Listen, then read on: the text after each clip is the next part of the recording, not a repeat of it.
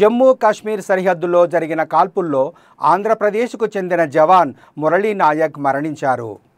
జమ్మూ కాశ్మీర్ బోర్డర్లో పాకిస్తాన్ జరిపిన కాల్పుల్లో మురళికి తూట తగలడంతో చనిపోయాడని ఆర్మీ అధికారి ఫోన్ చేసి చెప్పారు అని మురళీ నాయక్ తండ్రి శ్రీరామ్ నాయక్ చెప్పారు. మురళి స్వస్థలం శ్రీ సత్యసాయి జిల్లా గోరంట్ల మండలంలోని కళ్ళితాండ. ఆయన మరణంతో కుటుంబంతో పాటు సొంత ఊరిలో విషాద ఛాయలు అలుముకున్నాయి.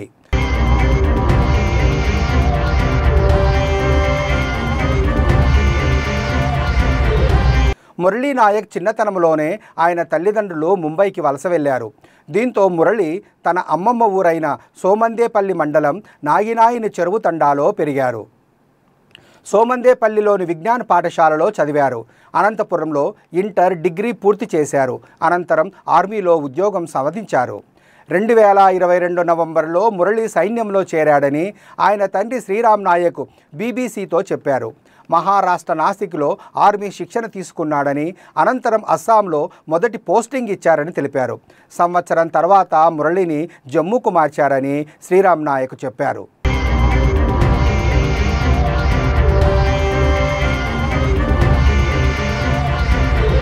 మురళీ నాయక్ మా అక్క కొడుకు, మా మేనల్లుడు. తనకి చిన్నప్పటి నుంచి చదువు ఫస్ట్ స్టాండర్డ్ నుంచి ఆర్మీ ఉద్యోగం వచ్చేంత వరకు మేము బాగా సహకరించాము. తను జమ్మూ కాశ్మీర్ బార్డర్లో ఉద్యోగం చేస్తున్నాడు. తనకు మొదటిగా ఉద్యోగం వచ్చినప్పుడు నాసిక్లో తను ట్రైనింగ్ తీసుకున్నాడు 6 months. నాసిక్లో ట్రైనింగ్ అయిన తర్వాత అస్సాంకి జాబ్ పోస్టింగ్ ఇచ్చారనమాట. అస్సాంలో 1 year జాబ్ చేశాడు. ఆ అస్సాంలో 1 year జాబ్ చేసిన తర్వాత మళ్ళా పంజాబ్కి ట్రాన్స్ఫర్ చేశారనమాట.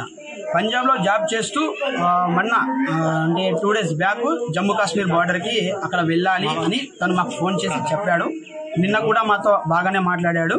తను ఒకటే, ఈ ఉద్యోగం వద్దురా అన్నా కూడా తను ఒక్కటే మాట అన్నాడు, చస్తే నేను దేశం కోసం చేస్తాను, నేను చచ్చిపోయినప్పుడు నా బాడీ మీద భారతదేశపు జెండా కప్పాలి అని ఫస్ట్ నుంచే తను ఈ మాట వాళ్ళ అమ్మ నాన్నకు చెప్పాడు. వాళ్ళ అమ్మ వాళ్ళ నాన్న ఎంత ఫోకస్ చేసినా ఈ ఉద్యోగం వద్దురా, మనకి ఏదో కూలీ నాలి చేసుకొని బతుకుందాము అని అన్నారు. మా అక్క మా మావ ఒక చిన్న బీద ఫ్యామిలీ సార్. వాళ్ళు కూలీ నాలి చేసుకునే వాళ్ళు. అలాంటి కొడుకు ఒక ఉద్యోగంలో వెళ్ళి వాళ్ళని బాగా చూసుకునే వాళ్ళు ఒక కొడుకు ఉద్యోగంలో ఉండి వాళ్ళను చూస్తూ సాక్కునేవాడు.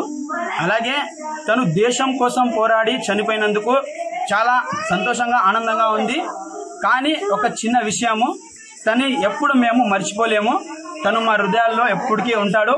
ఈ భారతదేశంలో ఉన్న ప్రతి ఒక్క పౌరులకి నేను చెప్తున్నాను, పాకిస్తాన్లో ఉండే ఉగ్రవాదులకి, లోఫర్ నా కొడుకులకి, నా కొడుకులకి కూడా వదులుకోకుండా వీలైతే మోదీ సార్ గారికి రిక్వెస్ట్ చేస్తున్నాను,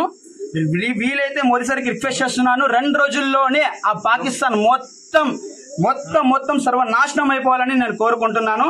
జై హింద్, జై భారత్. నాకుండే 2 కొడుకులకి కూడా ఆర్మీలోనే పంపిస్తాను. ఆ దేశం కోసమే పోరాడతాం, దేశంతోనే ఉంటాము. పాకిస్తాన్ నా కొడుకులకి తరిమి కొట్టాలి, నా కొడుకులకి సర్వనాశనం.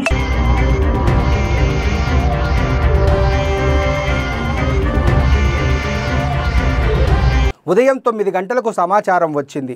అక్కడి నుంచి ఒక ఆఫీసర్ ఫోన్ చేసి హిందీలో మాట్లాడారు. జమ్మూ కాశ్మీర్ బోర్డర్లో పాకిస్తాన్ జరిపిన కాల్పుల్లో మురళికి తూట తగలడంతో చనిపోయాడని చెప్పారు అని శ్రీరామ్ నాయక్ అన్నారు.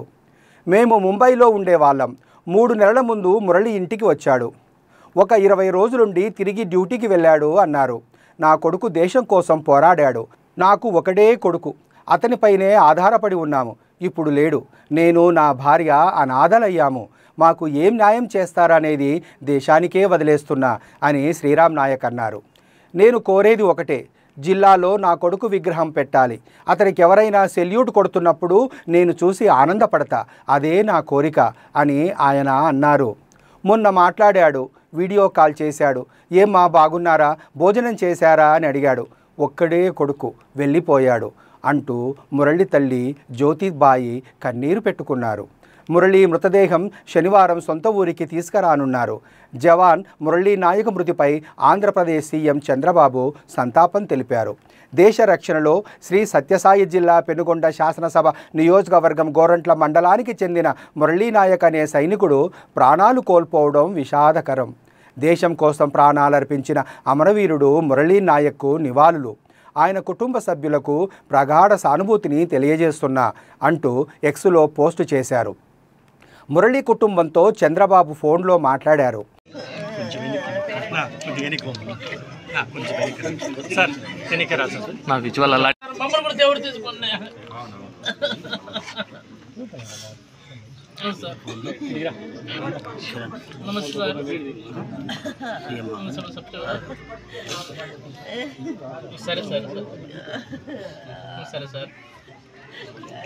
గురించి పోరాడినాడు.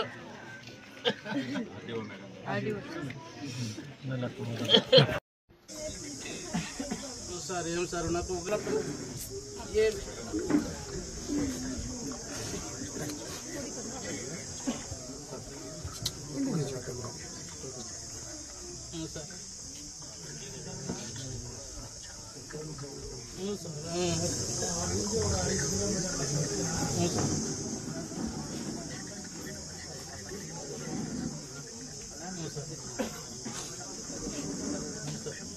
వందే మాతరం, వందే మాతరం.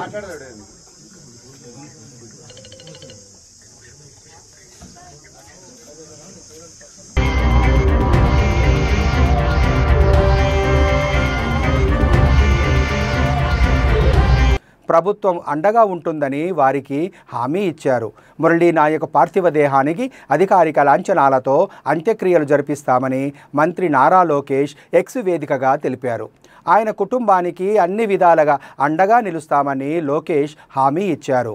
మురళీ నాయక్ స్వగ్రామమైన కల్లితాండాకు వెళ్లి వారి కుటుంబ సభ్యులను పరామర్శించారు.